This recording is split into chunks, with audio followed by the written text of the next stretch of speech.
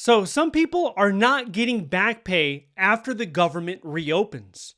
And I'm not talking about the furloughed federal worker, because even though there's threats that they're not going to get back pay, I don't believe that. I believe they will get their back pay.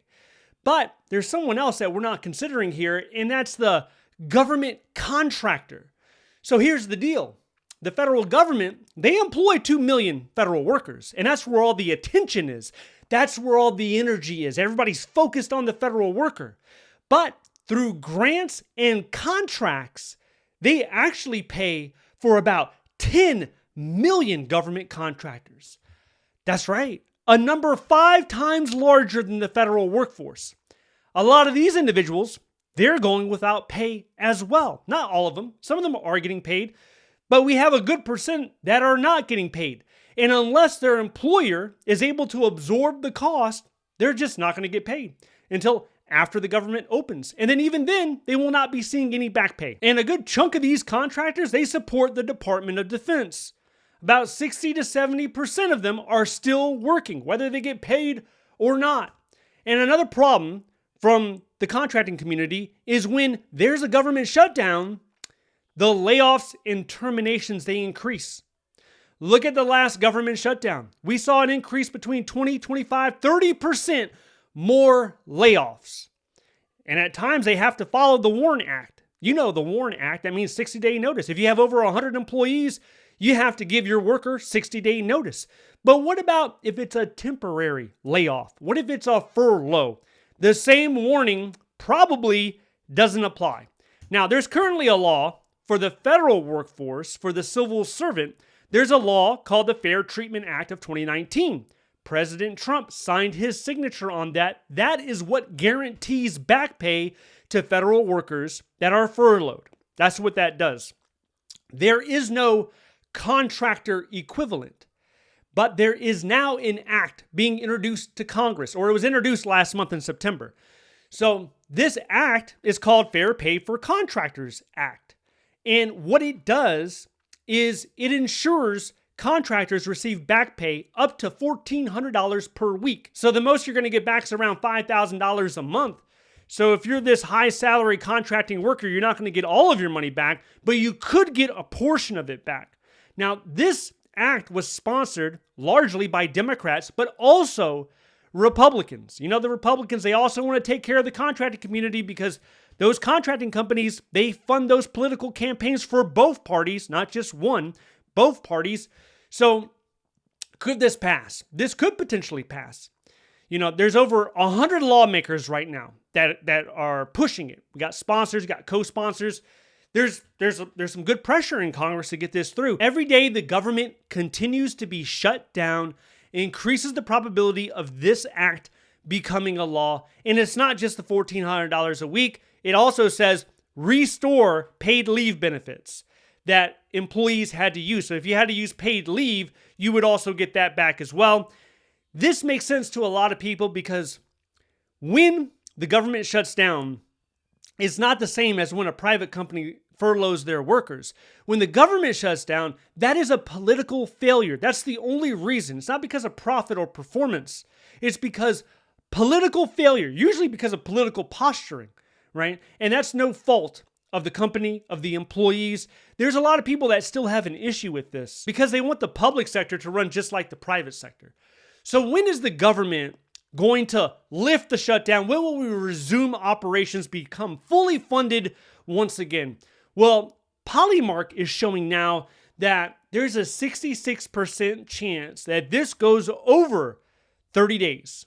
And we saw the Speaker of the House, he was saying it was going to go over 35 days. This shutdown that we're in right now would be the longest in the history of the government. And it looks like that's exactly where we're headed. And it's not just the contractor who's feeling the pain. It's not just the federal worker. It's the economy. It's your local economy probably, because what's going to happen this coming weekend? Who's going out to the restaurant for a steak? You're going to go and order a filet mignon. You're not getting paid. You don't know when your next check's coming in. Could be you're a contractor, could be you're a federal worker working at the EPA or the Department of Justice. You don't know when you're getting paid. Why would you go to the steakhouse this weekend? So they're going to feel it. You want to play you want to go to Top Golf? You want to hit some balls and play play at Top Golf? No one's going to Top Golf. You know, the gym memberships are probably going to get canceled. You're going to start buying less and less from the grocery store. You're not going to pick up that bag of Cheetos you usually pick up. You know what I'm talking about? Yeah, you make cutbacks. You have to scale it back because the discretionary income is not there, not like it used to be. And even when the government resumes, people are still going to feel tight. You know, they're still going to feel uneasy. You're going to have a lot of people trying to transition. Usually attrition goes up. People end up leaving more after a government shutdown because it's not what they thought it was. They looked at whether it be a defense contracting opportunity or, you know, a federal job, they looked at it as a source of stability, of security, a recession-proof job perhaps. Serving the public in a capacity where it feels rewarding, like you're not just chasing after profits. A lot of people feel that way. A lot of people, they really resonate with the agency's mission. Who do you think works at the EPA? Who do you think works at the Department of Energy? People that resonate with the mission because it aligns with their academic background or it's something that they're passionate about. So there's going to be a lot of pullback, and we're not even talking about tariffs. You can make a case that tariffs are good for the economy. Under the right situation, it could potentially be good. But there's a lot of people that will also be negatively impacted by it. So yeah, it's going to end up getting really rough for a lot of economies. And there's always this big focus on Washington, D.C., right? But it's not just D.C. Where else are federal workers at? Well, they're really all across the country. But you can look at Alabama. That's a big place for federal workers, contractors. Alabama, Texas, California. So it's going to be hitting all over in a lot of different states. It's also worth pointing out, a lot of contractors, they come from the military community and also from the federal workforce. It's not uncommon to see somebody bounce back and forth from defense contracting to working in the federal government. Going, you know, depending on what is important. Like, do you want a higher salary? Okay, maybe you go contracting for a while. You want to make sure that you have pension, you have good benefits for your family? Maybe you decide to become a federal worker. It's back and forth, right? But in both groups, what we're seeing now is more and more resentment building up. And maybe they're less likely to continue or to talk to other people about why should you join this organization. And it's not all because of instability, but I think largely it's because of the negative rhetoric that has been directed at the federal workforce. It could be that in combination with now the perceived instability of what's going on in the workforce. Now, in addition to this, we have some federal workers that have been reassigned. Here's the deal.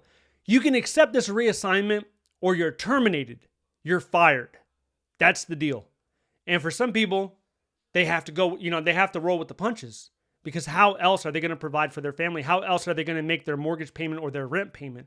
So this is a real interesting situation that's unfolding. If you want to know more about that, check this video out next. Stay updated by signing up to the free newsletter down below. Thank you so much for watching. I'll see you in the next one.